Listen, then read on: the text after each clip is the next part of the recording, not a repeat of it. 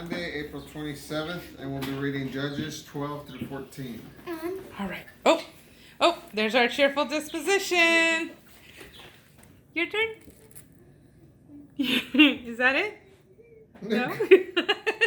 He's saving the best for last. Oh, so you're going to show me afterwards when we're all done? No? Yes, No? you are. You're a very good reader. You are. Solomon with us. You ready? She's holding All her right. She's holding her disposition of being. All right. Thank you. Oh, so what are we reading today? Reading about Samson. We're reading about She Samson. has the Samson book. And she has Samson. All right. Good job, Catherine. Good job.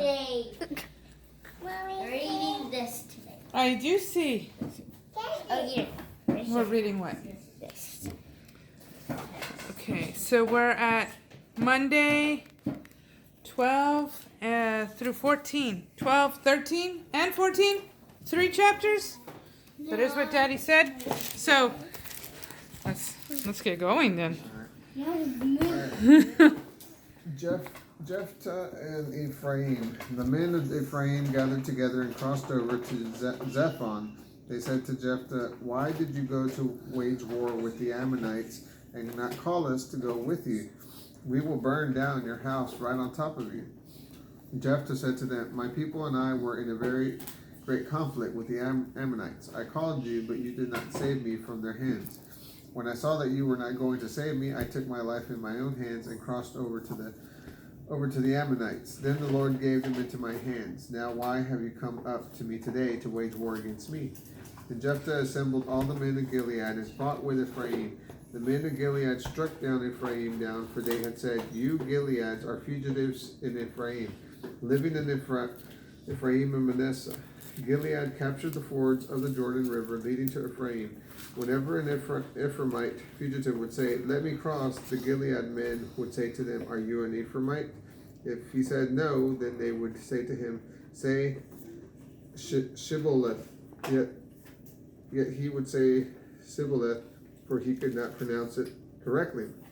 Then they would grab him and kill him at the Jordan Ford. During that time, 42,000 from Ephraim fell. Jephthah judged Israel for 6 years. When Jephthah the Gilead died, he was buried among the cities of Gilead, Ibzan, Elon, and Abdon. After him, Isban of Bethlehem judged Israel. He had 30 sons, and he gave 30 daughters in marriage outside his clan, and he brought 30 daughters from outside for his sons. He judged Israel for 7 years. Then Isban died and was buried in Bethlehem. After him, Elon, the Zebulunite, judged Israel. He judged Israel for 10 years. Elon, the Zebulunite, died and was buried in Ajalon in the land of Zebulun. After him, Abdon, son of Hillel, the Pirathonite, judged Israel. He had 40 sons and 30 grandsons who rode 70 donkeys. He judged Israel for 8 years. Abdon, son of Hillel, the Pirathonite, died and was buried in Pirathon in the land of Ephraim in the Amalekite hill country.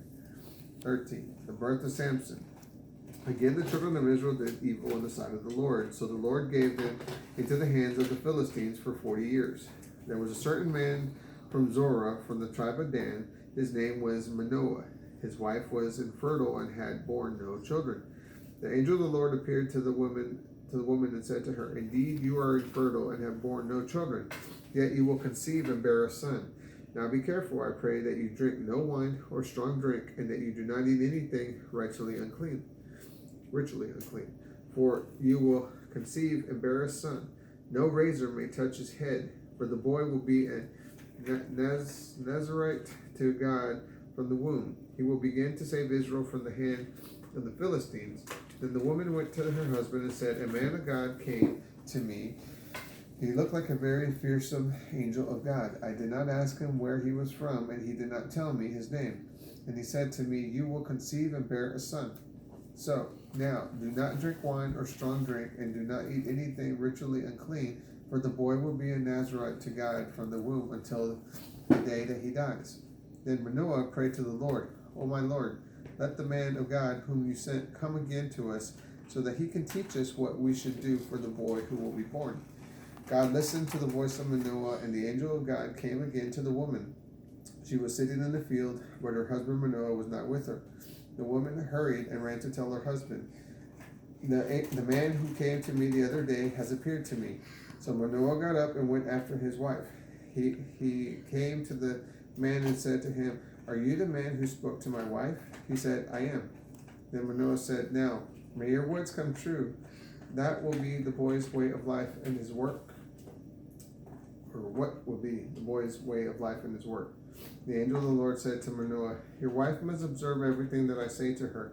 She must not consume anything that grows on the vine. She must not drink wine or strong drink, and she must not eat anything ritually unclean. She must observe everything that I commanded her. Manoah said to the angel of the Lord, Please let us detain you, and let us prepare a young goat for you. The angel of the Lord said to Manoah, If I stay, I will not eat your food, but if you want to make an offering to the Lord, you should offer it. For Manoah did not know that he was an angel of the Lord. Manoah said to the angel of the Lord, What is your name, so that we can honor you when your words come true? The angel of the Lord said to him, Why do you ask my name? It is too wonderful. Manoah took the young goat and the grain offering and offered him to the Lord upon a rock. Then he did a wondrous thing while Manoah and his wife watched. When the flame went up from the altar toward the heavens, the angel of the Lord went up in the flames from the altar. Seeing this, Manoah and his wife fell face down on the ground. The angel of the Lord did not appear again to Manoah and his wife. Then Manoah knew that he was an angel of the Lord. Manoah said to his wife, We are certainly going to die, for we have seen God. Yet his wife said to him, If the Lord wanted to kill us, he would not have taken the burnt offering and grain offering from us. He would not have shown us these things, nor let us hear things such as these at this time. So the woman bore a son and called him Samson. The boy grew, and the Lord blessed him. The Spirit of the Lord began to move upon him at Mahanaim, between Zorah and Eshtaol, Samson's wedding. Samson went down to Timnah and saw a woman from the daughters of the Philistines. He came back up and told his father and mother, I have seen a woman in Timnah from the daughters of the Philistines. Now get her for me as a wife. His father and mother said to him, Are there no women among your relatives or of all our people that you're intending to take a wife from among the uncircumcised Philistines? Yet Samson said to his father, Get her for me, for she pleases me well. His father and mother did not know that this was from the Lord, for he was seeking an opportunity to act against the Philistines. At that time, the Philistines were ruling over Israel.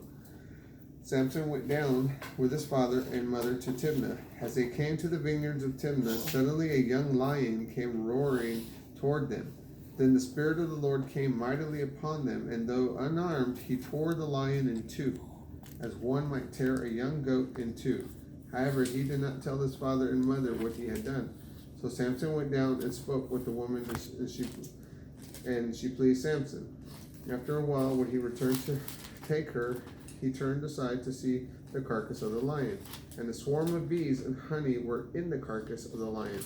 He scooped it up into his hands and ate it as he went along. He came to his father and mother and gave some to them, and they also ate. Yet he did not tell them that he had scooped the honey out of a lion's carcass. Then the father went down to the woman. Samson put on the feast there, for this is what young men would do. When the Philistines saw him, they brought 30 companions to be with him. Samson said to them, Let me tell you a riddle. If you can explain it to me within the 7 days of feast, then I will find 30 linen robes and 30 sets of clothes to give you. However, if you're not able to explain it to me, then you will give me 30 linen robes and 30 sets of clothes. They said to him, Tell us your riddle, so we can hear it. He said to them, Out of the eater came something to eat. Out of the strong came something sweet. They could not explain the riddle after 3 days. On the 4th day, they said to Samson's wife, Trick your groom into telling us the riddle, or we will burn you and your father's house with fire. Have you invited us to steal what we have? Is that not so? So Samson's wife wept all over him and said, You must hate me. You do not love me. You have told a riddle to the young men and did not tell it to me. Then he said to her, I have not told it to my father and mother. Why should I tell it to you? She wept on him for the 7 days of the feast. Then on the seventh day he told it to her because she had nagged him, and then she explained the riddle. Then she explained the riddle to her people. So on the seventh day before sunset, the men of the city said to Samson, What is sweeter than honey, and what is stronger than the lion?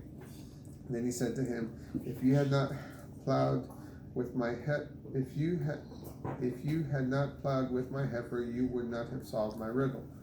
Then the Spirit of the Lord mightily came upon them, and he went down to Ashkelon and struck down 30 of their men. He took their clothes and gave them to the ones who had explained the riddle. His anger burned, and he went up to his father's house. So Samson's wife was given to his companion, who had been his best man. That is Judges 12 through 14. Bye. Have a great day. Please Tomorrow we'll subscribe. see Samson's revenge. Bye. Have a great day. Please Cliffhanger. subscribe. Thank you. Yes.